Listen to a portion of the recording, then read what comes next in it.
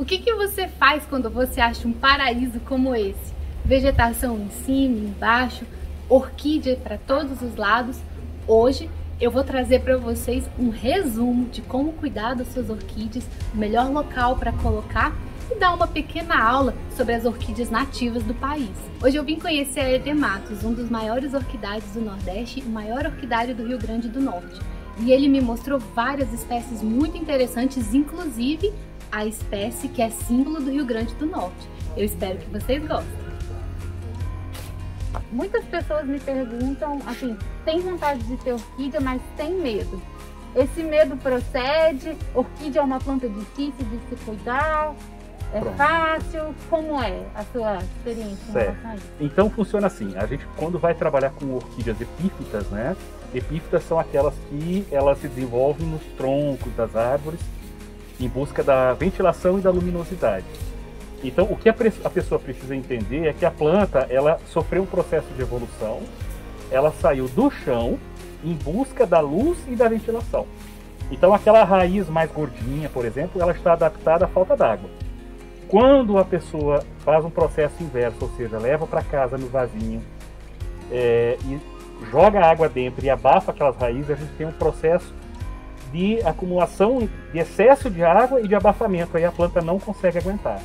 Então o ideal é que a pessoa, ao comprar a planta, retirasse a planta do vaso e inserisse ela numa árvore e fizesse regas diárias até que a planta consiga se fixar na árvore e posteriormente ela vai seguir o ritmo dela de floração. E quem não tem árvore? Quem mora em apartamento?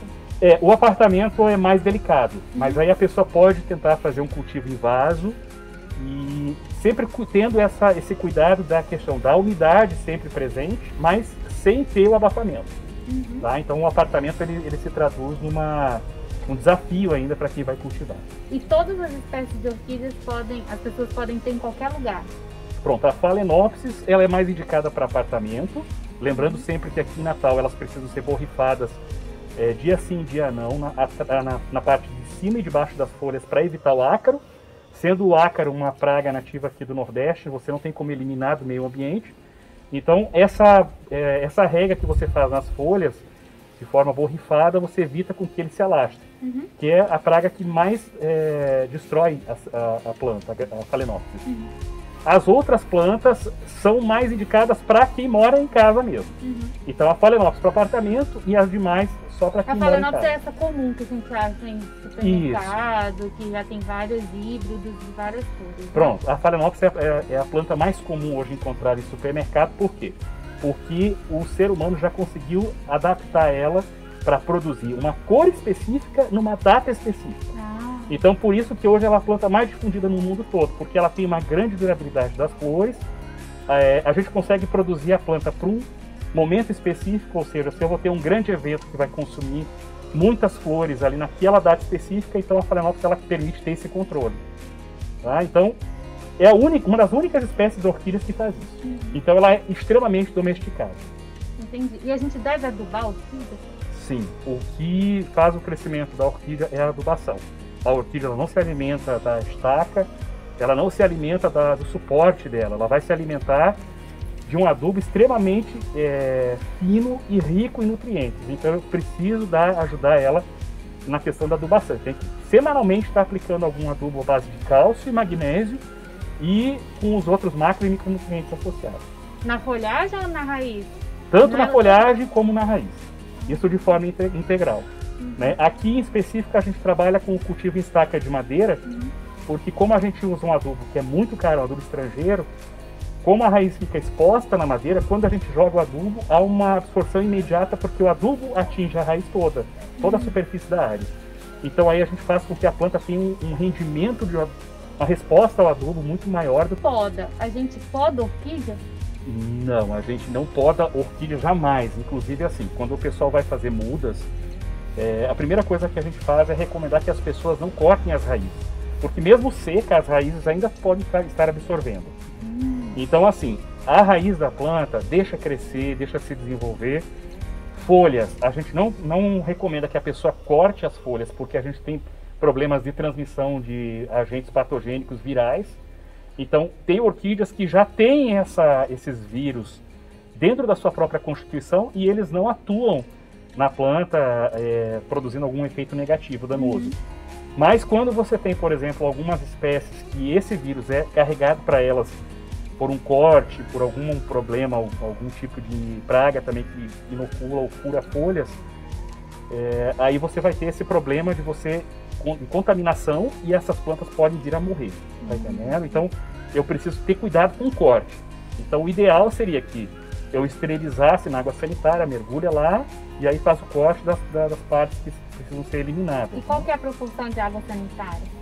Eu mergulho na água sanitária pura. Pura? Pura mesmo. Nossa. Tá? Porque ou se faz a flambagem com fogo do equipamento, ou eu faço essa desinfecção que a gente chama, né? Aqui você disse que tem esse problema de ácaro, né? Que é o que mais ataca as orquídeas aqui no Nordeste. Mas a minha experiência que eu tenho lá no Centro-Oeste, Sudeste, que as pessoas me perguntam muito sobre cochonilha nas orquídeas. Como que a gente pode combater isso nas orquídeas? É uma praga bem comum também. Isso. A cochonilha, o pessoal, ela é uma praga bem disseminada no cultivo de orquídeas, tá? Então, a cochonilha, ela pode ser eliminada com um sabãozinho de coco e uma escovinha de dente velha, e você elimina manualmente isso, tirando as cochonilhas, e depois você lava bem a planta para tirar o excesso de sabão. Ou você vai precisar recorrer a um inseticida típico, específico, que um agrônomo pode indicar isso. E aí você faz o tratamento da planta como um todo. Agora, o que a gente vem notando é que essas cochonilhas, à medida que o tempo está passando, elas vêm muito resistentes. Então a gente tem que estar sempre de olho nessa praga. E tem o negócio de a planta estar estressada, né? Se ela está com patógeno é porque ela não está muito bem no local que você escolheu, Isso, procede, exatamente, tem procede. que mudar.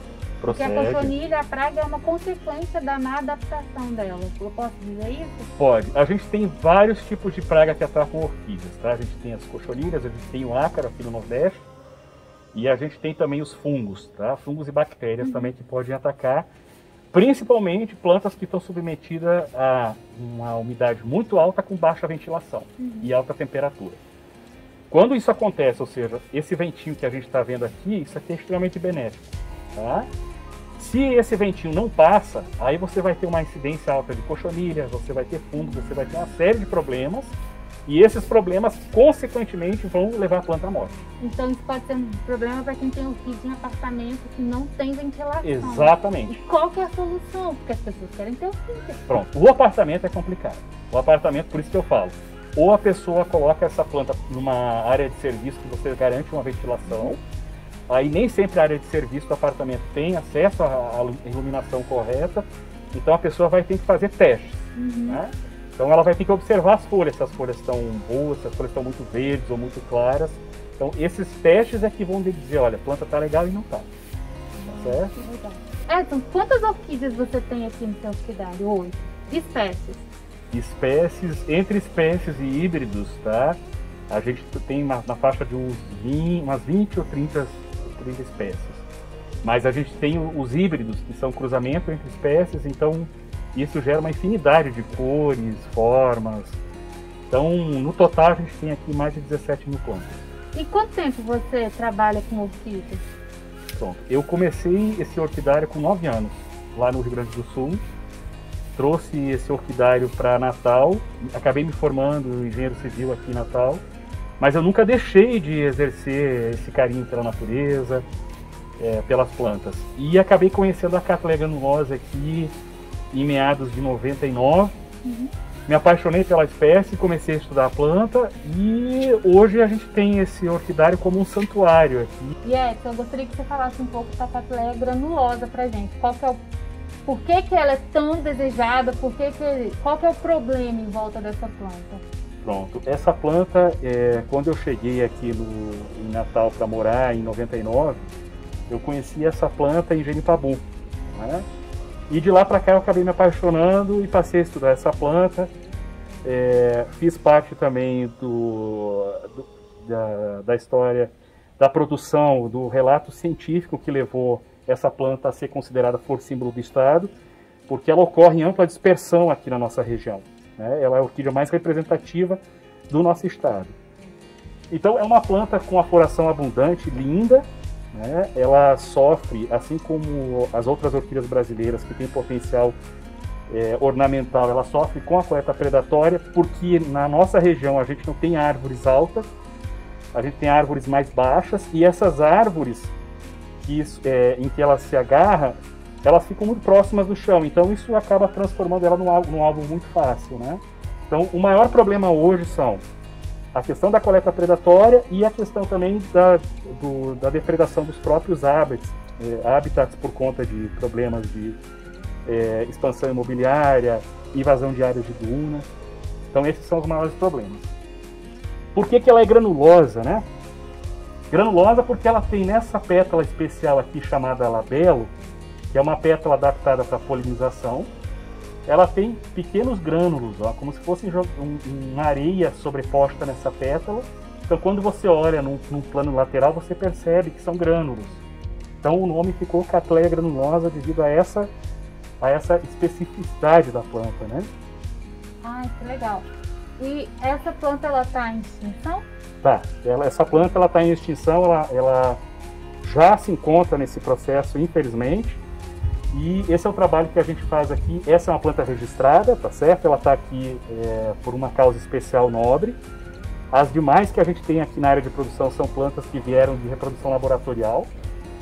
E a gente faz um trabalho com ela de conservação também. Então a gente, além de estudar as cores, as formas cromáticas que essa planta aparece na natureza, a gente também estuda a questão da relação dela com o homem, né? Então esses problemas a gente estuda, essa questão da multiplicação, dos problemas de reprodução dela. Então esses são trabalhos contínuos que a gente faz aqui. Qual que é a época de floração dela? Ela fica quanto tempo florescendo? Pronto, a Cattleya granulosa ela floresce a partir de junho. Geralmente ela floresce 2 vezes ao ano, até final do ano ela consegue até 3 vezes. Mas a floração ela acontece aqui no Nordeste de junho até dezembro. Tá? Mas a gente consegue, aqui na área de produção, com adubação, eu consigo ter flores o ano todo. Ah, então vamos adubar? Pronto, eu vou mostrar para vocês como fazer a adubação, tanto de uma Cattleya como de uma Vanda também, para ensinar para vocês. Então. A adubação, como eu falei, aqui a gente tem, para vocês terem ideia, um pilar de concreto armado, né? Esse pilar de concreto armado, ele não tem nutriente nenhum. Então por isso que eu preciso aplicar semanalmente uma solução de adubo, porque a planta só volta a florir se ela tiver o vegetal crescendo. Então, sem o crescimento da planta, não tem floração. Tá? Então, nesse caso aqui, todas as plantas estão num pilar de concreto armado. Nesse caso específico, dessas plantas aqui que estão floridas, elas não podem ser adubadas. Porque quando eu jogo um adubo, o adubo faz com que ela pare de florir e vá iniciar o seu crescimento novamente. Então, o adubo estimula o crescimento e não a floração. Tá joia? Então, nesse momento, eu não posso adubar as que estão floridas. Eu tenho que partir para outra planta que esteja em desenvolvimento, mas que não esteja apresentando flores. Só para esclarecer, essa é uma Phalaenopsis? Pronto, essa aqui é Moncidium. E essa aqui é uma Phalaenopsis tradicional, que é essa planta que a gente comentou, que ela é amplamente divulgada aí na cadeia produtiva, porque ela permite que a pessoa controle a floração, a cor, né? Legal. Então, pessoal, essas aqui são plantas que não estão floridas, então eu posso fazer a adubação delas, tá? A adubação delas, ela é geralmente feita aqui com adubação, um NPK americano associado ao cálcio e magnésio. E essa adubação, eu vou demonstrar para vocês, ela ocorre em toda a extensão da planta, pegando folha e até raiz. Tá? Essas plantas aqui, elas têm em média na faixa de 25 a 30 anos. Então a adubação ela pode ser feita com um pulverizador, que é esse aqui. Aí a gente ajusta o bico para que haja uma nebulização. Ó. E essa pulverização do adubo ela precisa ser nas folhas, pegando raízes, ó, em cima e embaixo das folhas, pronto, e atingindo todo o comprimento das raízes. Ó. Pronto. Depois que a gente fez a adubação, depois que adubou bem, pronto. O que é o adubo? O adubo é sal e água. Então, depois que vocês pegarem e fizerem a adubação na planta, a planta precisa ficar 12 horas sem ser regada para ela estar absorvendo esses adubos. Depois dessas 12 horas, você vai ter que fazer uma rega abundante para eliminar o excesso de adubo e hidratar a planta. Então, quando você vai para uma churrascaria que você come muita carne salgada, você tem sede. A planta também acontece com isso. Então, o pulo do gato fez a adubação e no outro dia faz a rega para retirar o excesso de salinização que ficou quando foi feita a adubação. Aqui eu tenho uma Phalaenopsis que foi comprada no supermercado. E aí o que a gente faz? A gente pega, tira ela do potinho, tira todo o substrato dela e coloca ela de cabeça para baixo aqui. Aqui vocês podem ver que a própria moldura das raízes dentro do vaso se conservou.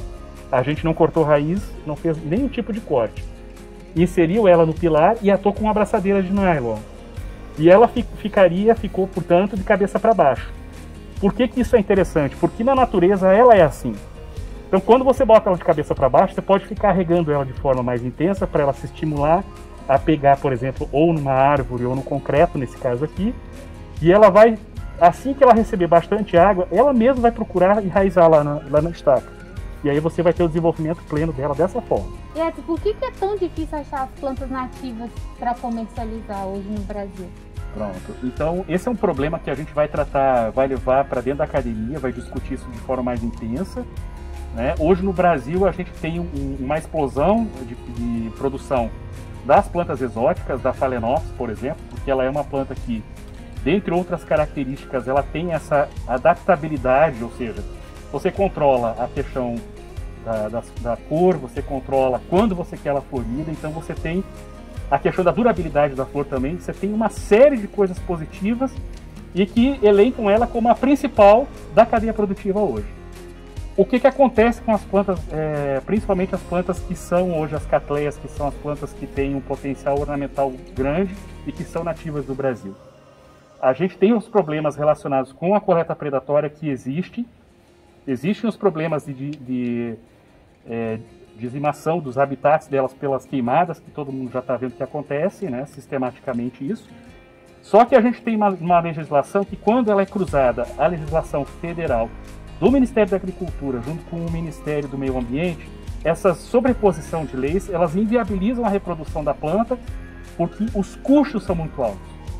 Então, esse questionamento, por exemplo, hoje a gente não tem ninguém reproduzindo a Cattleya granulosa hoje como um registro, com registro no Registro Nacional de Cultivares do Ministério da Agricultura.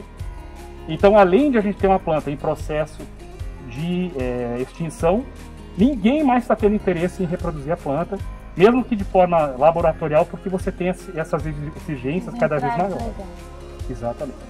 Então, é um problema sério, é um problema triste e que precisa ser discutido, né? A gente pensava um tempo atrás que o produtor, ele era o problema, né? A lei foi feita com base nessa afirmação. Mas o produtor, a gente sabe que ele busca a reprodução laboratorial. Né? Enquanto que a gente tem uma diferença grande entre um produtor e um predador.